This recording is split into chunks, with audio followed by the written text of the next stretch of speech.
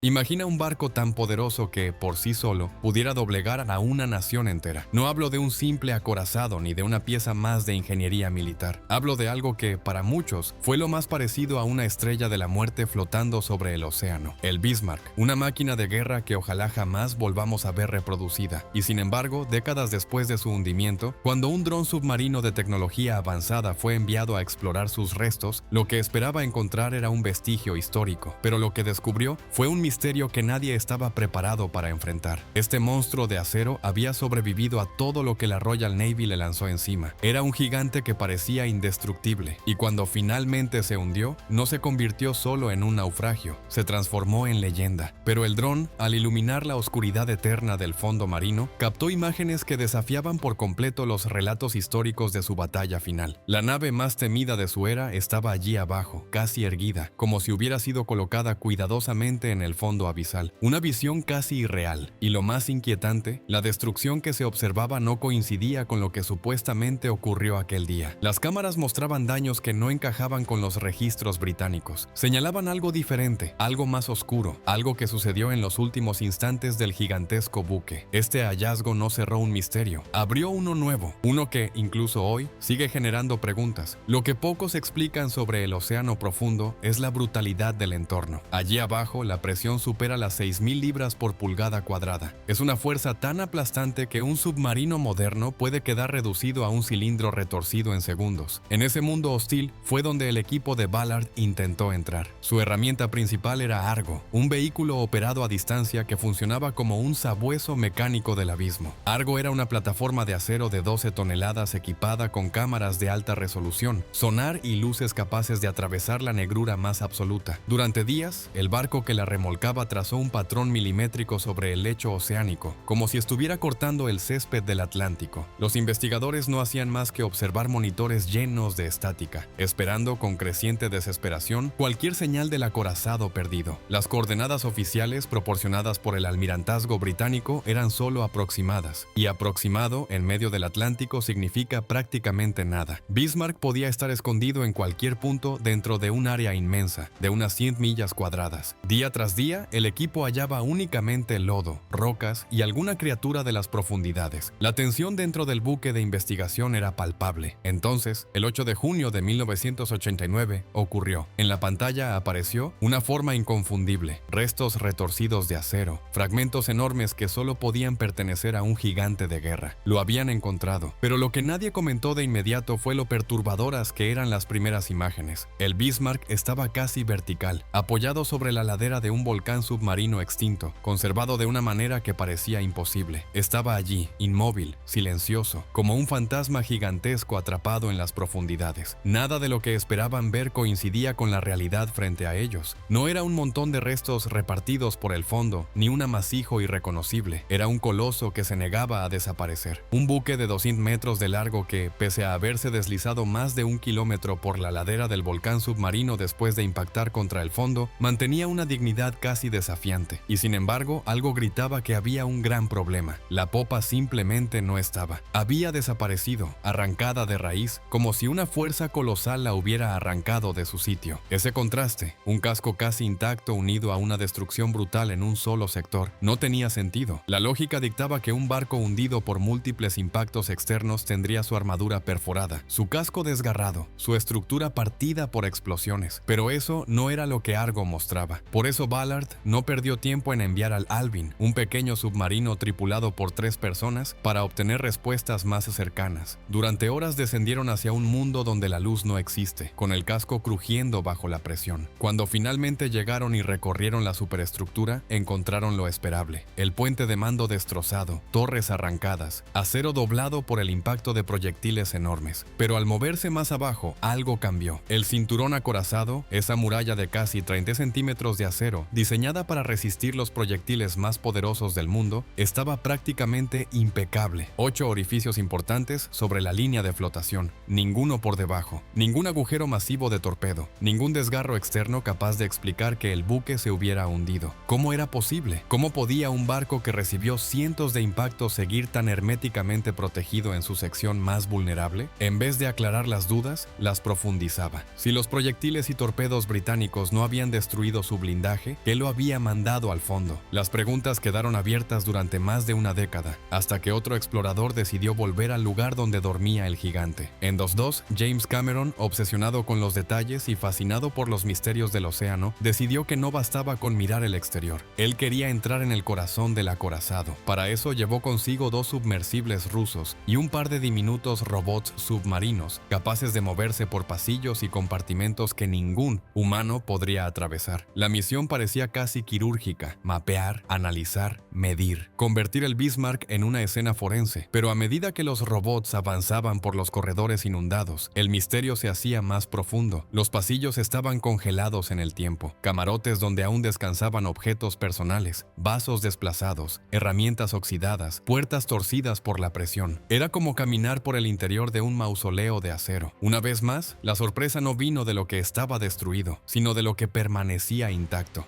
Cameron y su equipo confirmaron algo inquietante. Más de 700 proyectiles habían sido disparados contra el acorazado, pero solo 2 habían logrado atravesar por completo su blindaje principal. 2. El buque insignia de la Kriegsmarine había resistido casi todo, y fue entonces cuando los robots encontraron un detalle que cambiaría la interpretación por completo: largos desgarros metálicos bajo el cinturón blindado. A primera vista parecían daños por torpedo, pero algo no cuadraba. No tenían la forma típica de una explosión. Eran laceraciones, como las que se producen cuando una estructura enorme se estrella contra un plano sólido. Cameron reunió a su equipo y empezaron a comparar los patrones de daño. No eran radiales, como los que deja una detonación. No había señales de quemaduras, ni metal expandido por presión interna. En cambio, las placas parecían haber sido dobladas hacia adentro por una fuerza aplastante y constante. Exactamente el tipo de daño que ocurre cuando un coloso de 50.000 toneladas choca a toda velocidad contra el lecho marino y luego se desliza cuesta abajo durante cientos de metros. La montaña submarina había hecho más daño a la estructura que todas las armas británicas juntas, pero nada preparó al equipo para lo que encontraron en el interior. Los robots registraron algo que dejó sin aliento incluso a los expertos más fríos. Los pisos inferiores, ubicados por debajo de la cubierta blindada, estaban hundidos entre 3 y 4 metros hacia abajo, literalmente aplastados, como si el interior hubiera